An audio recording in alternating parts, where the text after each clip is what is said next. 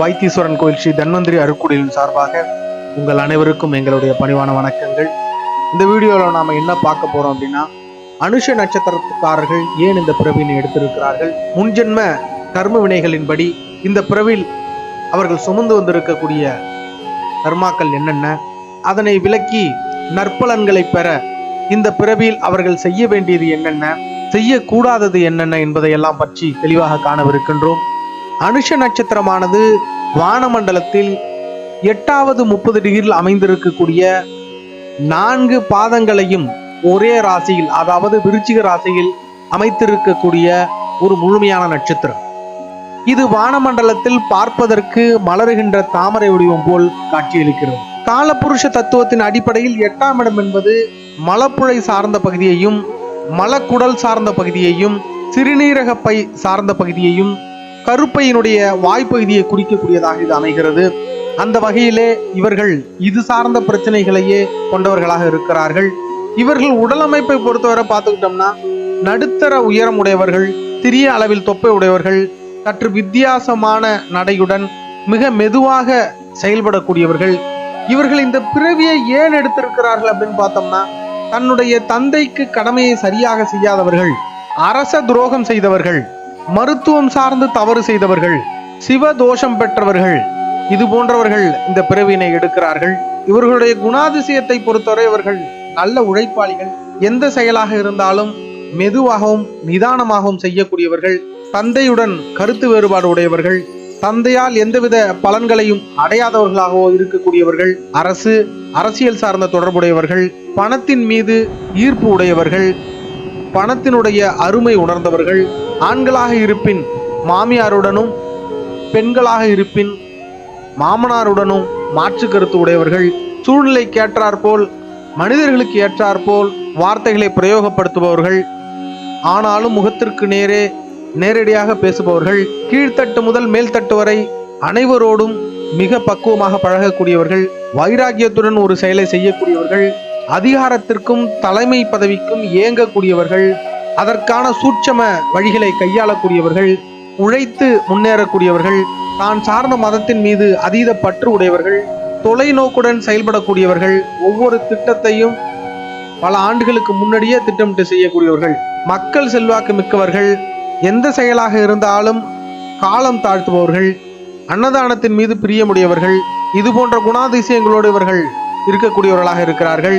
இவர்களை உடலானது எது போன்ற கர்மாக்களை இப்பிறவிலே கடந்து செல்ல வேண்டியிருக்கிறது அப்படின்னு பார்த்தோம்னா, கடுமையான வெப்பத்தினால் வரக்கூடிய சைனஸ் பிரச்சனைகள், வயிறு சார்ந்த உபாதைகள், வாயு தொல்லையால் ஏற்படக்கூடிய உபாதைகள், நீரிழிவு நோய், இதயம் சார்ந்த கோளாறு, காலில் எலும்பு சார்ந்த பிரச்சனை, கருப்பை சம்பந்தமான கோளாறு, கருச்சிதைவு, கண் சம்பந்தமான பிரச்சனை, மலப்புழை சார்ந்த பிரச்சனைகள், அதாவது இந்த பைல்ஸ் மாதிரியான பிரச்சனைகள்லாம் இவர்களுக்கு ஏற்படக்கூடிய ஒரு வாய்ப்பு உண்டு. ஏன்னா அதீத வெப்பம் அப்படிங்கிறது இவர்களுடைய உடல்ல இருக்கும். இவர்களை பொறுத்தவரை என்ன மாதிரியான கல்வி முறை இவர்களுக்கு அமைதுன்னு பார்த்தோம்னா, civil engineering, mechanical engineering, mining engineering, மண் சார்ந்த இதர படிப்புகள், இரும்பு சார்ந்த படிப்பு, உணவு பதப்படுத்துதல் துறை சார்ந்த படிப்பு, தோல் தொழில் சார்ந்த படிப்பு, பெட்ரோலியம் இன்ஜினியரிங், பூமி சார்ந்த படிப்பு, பல் மற்றும் எலும்பு மற்றும் இதய மருத்துவர், கேட்டரிங் டெக்னாலஜி, இது போன்ற கல்வி அமைப்புகளை பெற்றவர்களாக இவர்கள் இருக்கிறார்கள்.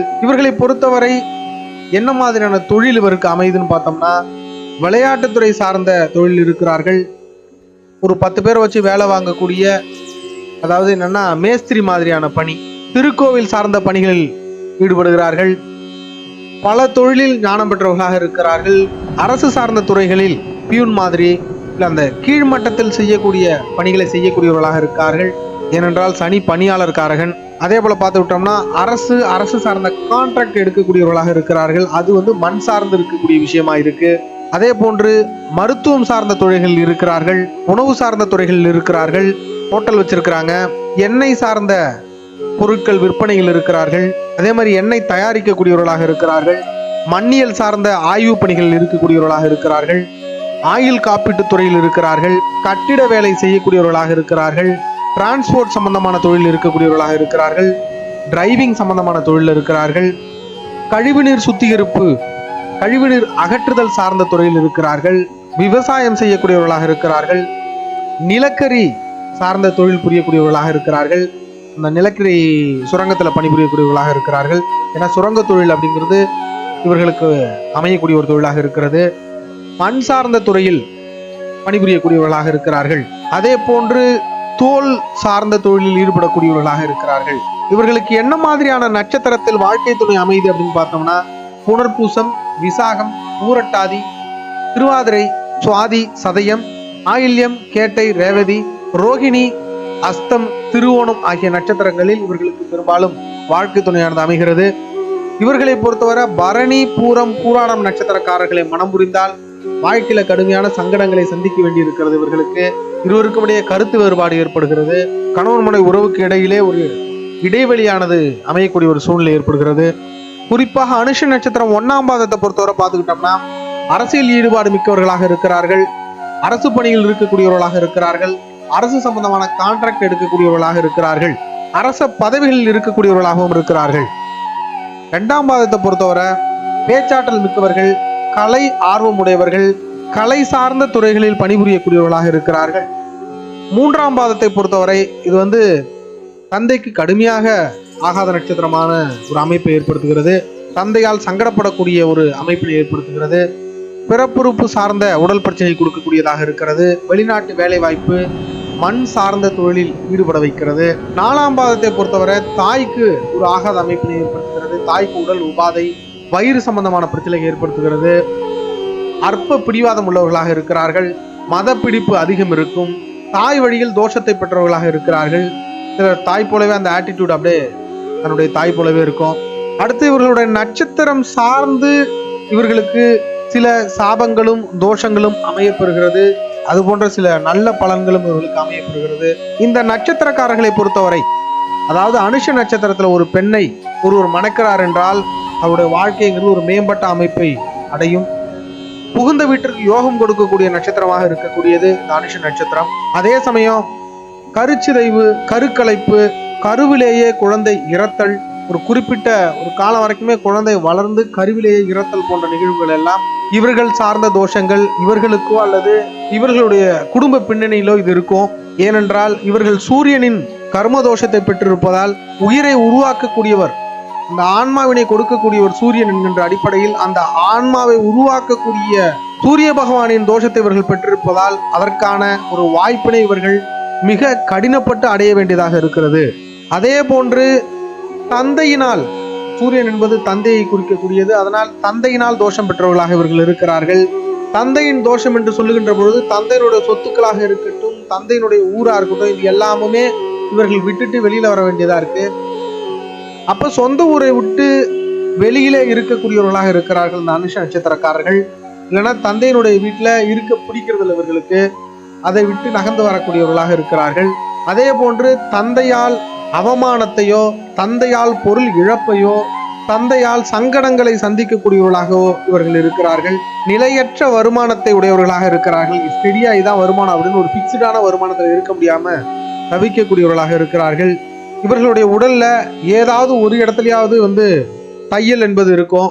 அதாவது சர்ஜரி பண்ணி இருக்கக்கூடிய வாய்ப்பு உண்டு இவர்களுக்கு. மூத்த மகனால் மனச்சங்கடம் அடையக்கூடியவர்களாக இருப்பார்கள். சகோதர வழியில் தோஷமுடையவர்களாக இருப்பார்கள். அதனால் சகோதரர்களும் இவர்களுக்கு ஆகாது. ஒரு சில பேருக்கு சகோதரருக்கு உடல்நிலை சரியில்லாத ஒரு நிலை ஏற்படும், வாழ்க்கை நிலை சரியில்லாத ஒரு நிலை ஏற்படும். அது போன்ற அமைப்பினை பெற்றவர்களாக இருப்பார். சிலருக்கு சகோதரர்களே இருக்க மாட்டாங்க. இவர்கள் வீட்டை பொறுத்தவரை பார்த்துக்கிட்டோம்னா அரிகால் சரிவர அமையாததாக இருக்கும். திருத்த முடியாத வாஸ்து தோஷ அமைப்பினை பெற்றதாக இருக்கும். காற்றோட்டமில்லாத சமையலறை அமைப்பு, நீரோட்டம் சரியில்லாத சமையலறை அமைப்பு, இது போன்ற ஒரு வாஸ்து தோஷத்தை இவர்கள் பெற்றவர்களாக இருப்பார்கள். சிறு வயதிலேயே இவர்களுக்கு சனியினுடைய திசை நடப்பதால் இவர்களை பொறுத்தவரை நட்பு வட்டாரத்தில் ரொம்பவே கவனமா இருக்கும். யார் கூட வேணாலும் பழகக்கூடிய அமைப்பு இவர்களுக்கு இருக்கும். அதனால இவர்களுடைய நண்பர்களை பொறுத்தவரை மிகச் சரியான நண்பர்களோடு இவர்கள் பழகுதல் என்பது இவர்களுக்கு ஆரோக்கியத்தை கொடுக்கக்கூடியதாக இருக்கும். இல்லையேல் தவறான நட்பினால் இவர்களுடைய பழக்க வழக்கம் மாறக்கூடிய ஒரு அமைப்பு ஏற்படும். அதே போன்று எந்த ஒரு காரியத்தையும் இவர்கள் தாமதப்படுத்தக்கூடிய இயல்பு இருப்பதால் இவர்கள் தாமதத்தை தவிர்த்தல் என்பது இவர்களுக்கு வாழ்க்கையில வெற்றியை கொடுக்கக்கூடியதாக இருக்கும். அதே போன்று புறம் பேசுதலை இவர்கள் தவிர்த்தல் ரொம்ப நல்லது. ஏன்னா சிலருக்கு புறம் பேசக்கூடிய ஒரு அமைப்பு இவர்களுக்கு இருக்கும். ஏன்னா இவர்கள் தலைமை பதவிக்கு ஆசைப்படக்கூடியவர்கள். எல்லா இடத்துலையுமே நம்ம சொல்றதை அடுத்தவங்க கேட்கணும் அப்படிங்கும்பொழுது அதுக்கான ஸ்ட்ராட்டஜியை இவங்க பயன்படுத்தணும்னு நினைப்பாங்க. ஸோ அதனால ஒருவரிடம் சொல்லக்கூடிய கருத்தை மற்றவரிடம் மாற்றி சொல்லக்கூடிய ஒரு அமைப்பு, சூட்சமமான முறையில் சில அரசியல் யுக்திகளை கையாளக்கூடியவர்களாக இருப்பார்கள். அதையெல்லாம் தவிர்த்தல் இவர்களுக்கு நல்ல வாழ்வியல் அமைப்பை கொடுக்கக்கூடியதாக இருக்கும்.